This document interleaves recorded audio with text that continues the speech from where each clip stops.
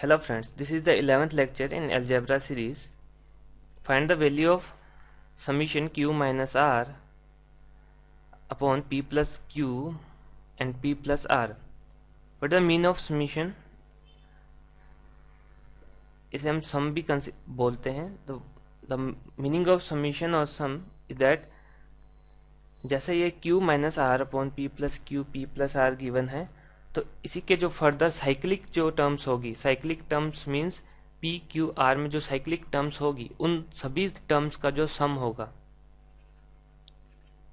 Like summation of Q minus R upon P plus Q P plus R. इसे आप कैसे लिख सकते हैं? The first term is itself, जो समीशन में गिवन है फर्स्ट टर्म वही होगी q minus R upon p plus Q p plus R plus this is the summation between p q and r. p q r तीन terms के अंदर ये summation है, सम गिवन है. तो इसकी साइक्लिक जो फॉर्म होगी, जो next cyclic form is p q and r. p के बाद q के बाद r के बाद p. Then q minus r, तो नेक्स्ट टर्म क्या होगी? r के बाद क्या आ रहा है? p. r के बाद क्या आ रहा है? p. एंड q के बाद क्या आ रहा है? r. देन q के बाद क्या आएगा? r माइनस r के बाद क्या आएगा? p अपॉन p के बाद q क्या आएगा? q के बाद क्या आएगा? r. q के बाद r. देन p के बाद आएगा q. r के बाद आएगा p प्लस r के बाद आ रहा है p माइनस p के बाद आ रहा है q. सेम q के बाद r plus p r plus q. This is known as cyclic term. Cyclic terms means अगर आपके पास एक स्टैंडर्ड फंक्शन गिवन है, that is q minus R, जो भी यहाँ पे दिया हुआ है, आप जो प्लस एंड माइनस के साइन वही रखेंगे. बट अगर यहाँ पे q है तो q के बाद जो नेक्स्ट टर्म आएगी वो a. अगर ये क्वेश्चन आपके पास a b c की फॉर्म में होता है तो आप इसे ऐसे लिखते a b and c. a के बाद b के बाद c के बाद a. This is known as the cyclic terms. Okay, so there is a short trick for this type of question. It is, if you have cyclic terms in summation, then value of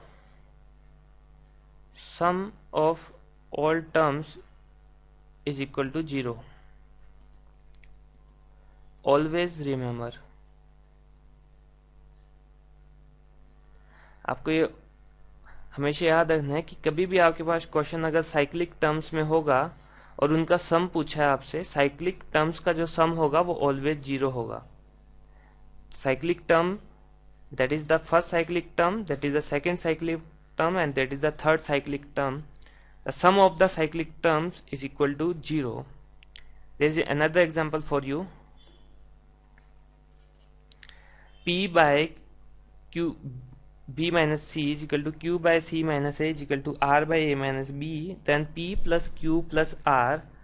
okay, अब कभी भी आपके पास equal के अंदर question given हो तो आप उसे कंसीडर करोगे कोई भी कांस्टेंट के through. If p by b minus c is equal to q by c minus a is equal to r by a minus b, then consider all these is equal to k. k आपने consider किया. Okay, because consider k क्यों करना है?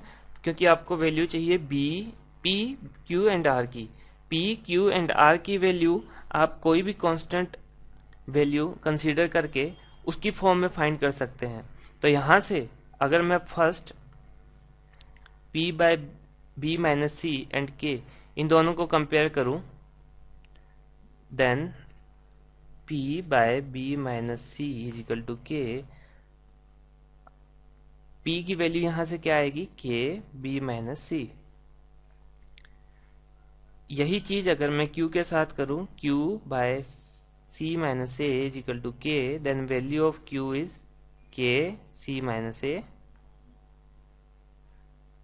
and for R A minus B is equal to K, value of R is K A minus B. Okay, now I have got the value of P, Q and R.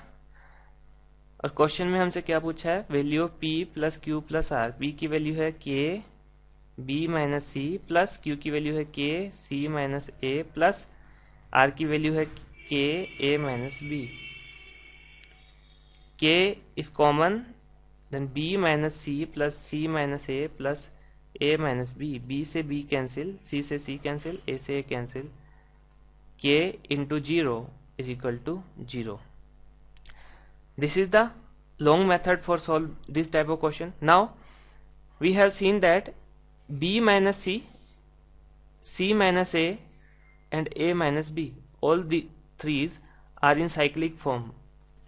If terms are in cyclic form, then sum of these terms is always equal to 0.